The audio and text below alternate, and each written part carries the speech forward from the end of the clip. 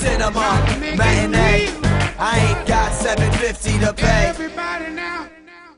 Man, fuck this movie. And I'm not even saying F-O-C-K. I'm saying the real way. F-U-C-K, fuck you little fuckers. I hate this movie. Hey, save it. You might No, I ain't got rating. Thank you, Spill. Good night. Here. I mean, right from the beginning, this movie tells you what it's all about.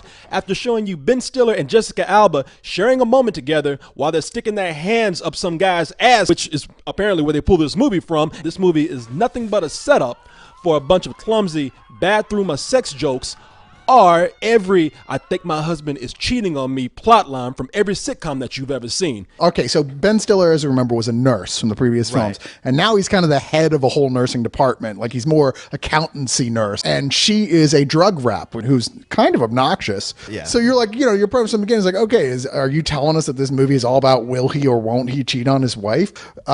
Because she's Jessica Alba and she's I hot. was going to say that. So I try to be fair. Oh, well, there's this little part here that made me laugh, and then this part.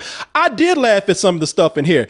And despite that, I still hate this film. What were you guys expecting out of a movie like this? I'm sorry, but I've invested too much time and faith in the first Meet the Parents. No, back in the day when I had HBO, apparently I did not sign up for HBO. I signed up for the Meet the Parents channel because that shit was on every day when I came home from work. And guess what? I sat back and I watched it. I'm the asshole that everybody yelled at when I said, oh, it ain't that bad. Then all of a sudden they decide to turn this into a goddamn Fockers trilogy because now we got little fuckers. First of all, we don't see them that much in the movie, and there's even a little plot. Wait, them who? Like the kids? The kids, yeah. They're barely the kids are not in this movie. Yeah, they're a plot device to get the movie to where it needs to get, which is the and there's even a party. subplot in there where we're trying to get them into the human learning school, and they don't even resolve that. Yeah. No, they dropped that entirely. Yeah. I didn't even think about that. The little girl's got this personality where she's really smart, but she's kind of forceful. And the little boy is kind of a retard. Who was the president of the person who just... Laura Dern. Yeah, Laura Dern, who, like, you just never see again after this whole, like, what's going to happen? Are the kids going to get in? At least that was funny. Seeing that kid acting like a complete retard actually had me laughing. It's like, oh, yeah, he's obviously the dumb one. He's trying to put those blocks up his ass. This is, like, finally a character I can identify with. Henry could very well have a double dose of Focker in him. And what if he does? My grandpa Bernie taught me this. Pull my finger. Oh.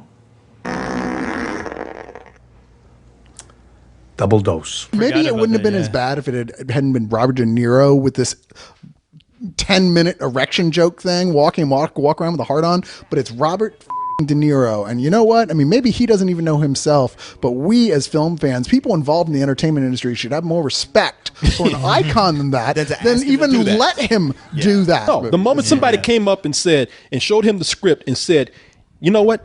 You're going to have a hard-on joke in here. He should have beat the shit out of him. He should have slapped him right there on the spot. Ben Stiller is going to be cradling your dick, okay, in this scene. I've always hated these fucking movies because, they're all stupid one-note jokes strung through a completely idiotic story that has absolutely nothing to do with family. And this one, it's all of those movies combined all in one big shitball that they're just going to give out to the audience. Biggest heartbreak about these movies is that Robert De Niro is starring in them. This movie is some old bullshit, but it's pretty close to a fuck you. I mean, I hated it so much. I mean, even with those moments I laughed, immediately afterwards I felt a sense of guilt. I have to admit, Dustin Hoffman, as much as Hoffman's in it he's too. in it, but when he's in it, it's actually he's pretty charming. I mean, you can't. This means in the fourth one they're going to get Al Pacino involved. Why do you have to say that out loud? I was actually waiting for an Al Pacino cameo at some point in this movie. I have to give it some old bullshit. You got some legends in this movie: Barbara Streisand, Dustin Hoffman, Robert De Niro. These people are in it for the money.